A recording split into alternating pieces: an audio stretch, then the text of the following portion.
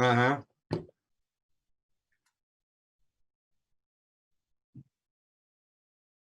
Yep. All right.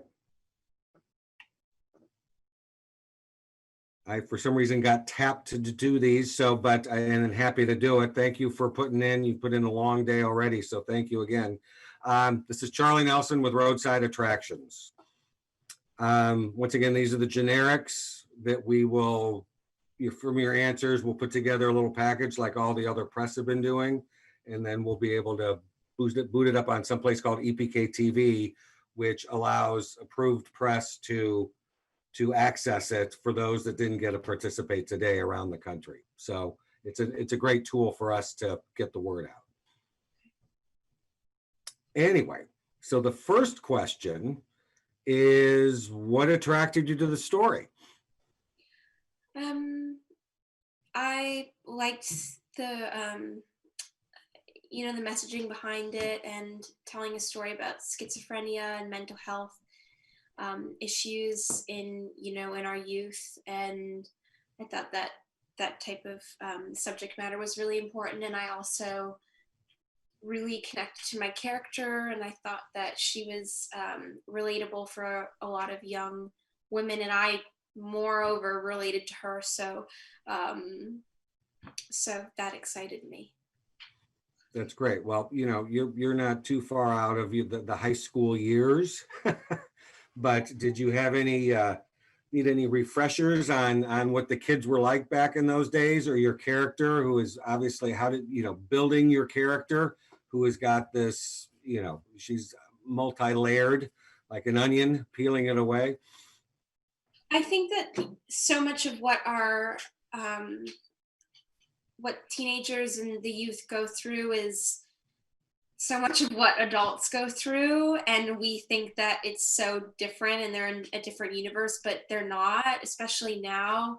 They're so complex and so mature for their age, and seeing the world and experiencing it in a real time like most adults are, especially right now. And so I think that there's a lot of universal themes that just probably uh, kind of expand as you get older, but they're all there already. Um, and I have a younger brother. I ask him about things and like specific things, like vaping's a really big thing right now. It wasn't big when I was, younger. So there's specific things, but I really do believe that the core issues remain the same, and it doesn't feel like it's that different. It doesn't feel like there's so much more that didn't already exist, in terms of relatability. Great, thank you. Now, you know you it's a heavy duty subject. It was, there is a healthy dose of humor in there, which I think helps for the younger folks to relate to more so. But what was it like you getting into character? Because in a sense, I don't think it was CG in every scene. Here you are doing some scenes, but you have the hallucinations hovering around. Were you able to stay focused on what you had to get done in that scene, in those scenes? Not always. Distractions. I mean, not not always. We did the scenes first, just Charlie and I, and then they would come in after. So I had many takes where I was able to just kind of do it the way with him and see what that was like without the hallucinations. And then when they came in, it felt like I already had my footing to some degree, and that I could focus a little bit more and be more present and not as distracted. That being said, all of the hallucinations are really funny actors and friends of mine, and so there were moments in that we would freak out and laugh and be crazy, but not as much as I think it would have been had the order been switched.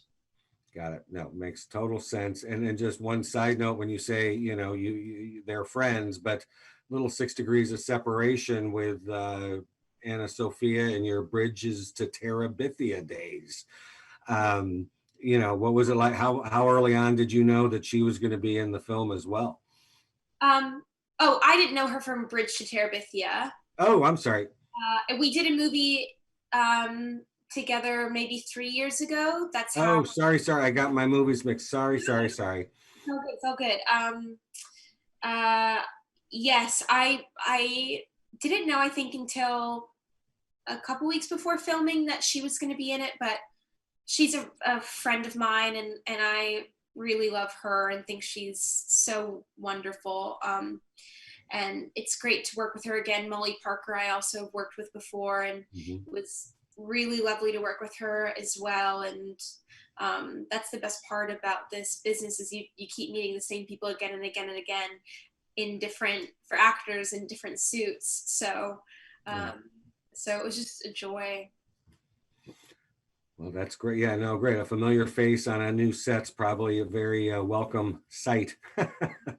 um, and one last quick question. You know, we're living in our new normal these days, and you know, the film addresses mental illness, schizophrenia directly, but it can touch on the larger. And the population these days is you know, you're hearing higher percentages of people with anxiety and depression and all these other different forms. So what do you hope that this film can bring to light or to the audiences that will be seeing it? What do you hope they take away from it? I hope that they can see their story mirrored on screen and that it's affirmative in some capacity. Um, I think that, you know, there's a lot of people that deal with this, and it hasn't, you know, been seen necessarily prior, and so I just hope that, you know, people can relate in some way, and if not, that they can learn something about schizophrenia and mental illness. No, I think it speaks a lot about compassion and, you know, breaking down, you know, stigmas. You Yeah. know, 50 years ago, divorce, and then into sexuality and a whole nuance of other things. But, um, you know, I hope that they can really open up some eyes and doors and that it's not a taboo subject. Yeah. All right. Well, thank you so much. Studio's done. So you got a couple more, I think, coming up, but thank you very much. Again, thank you for the day, and hope to see you in some form in the near future. Yeah. Thank you. Bye-bye. Bye, Charlie. Bye. See ya. Thank See you. ya. Thank you. Taylor.